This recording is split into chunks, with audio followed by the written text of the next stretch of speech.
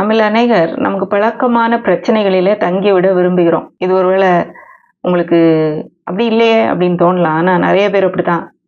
நம்ம வியாதிகளிலே தங்கிவிட விரும்புகிறோம். நம்முடைய கடன் பிரச்சனையிலே இருக்க விரும்புகிறோம். ஏன்னா அது பழக்கமாயிருச்சு. இதுலேருந்து வெளிவந்தா நம்ம எப்படி செயல்படுறதுன்னு தெரியல. ஏன்னா சண்டை, குழப்பம், வியாதி, வருத்தம் இதுதான் நம்முடைய டெய்லி வாழ்க்கை. நம்முடைய வாழ்க்கை இப்படிதான் இருக்கும் அப்படின்னு சொல்லி நம்ம செட்டில் ஆயிடுறோம்.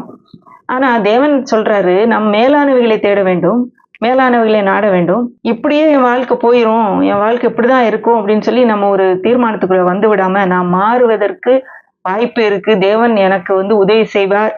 என்னுடைய எதிர்பார்ப்பு மாறணும், நான் மாற்றுவேன்னு சொல்ற எண்ணம் நமக்கு வரணும்.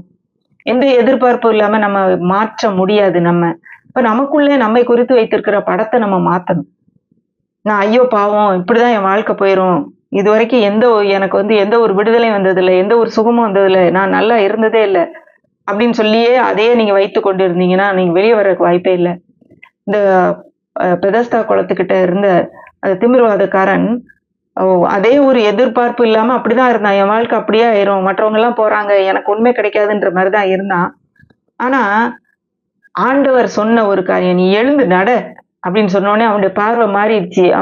உடனே கீழ்ப்படிந்தான். அவனுடைய வாழ்க்கையே மாறிடுச்சு. 38 வருஷமா கடந்தவன் ஒரே செகண்ட்ல தன்னுடைய வாழ்க்கை மாறி, எதுல அவன் படுத்து கிடந்தானோ அதையே அவன் தூக்கிட்டு நடக்கிற மாரி ஆயிடுச்சான். இதுதான் நிரந்தரம்னு நெனச்சிருந்தான்.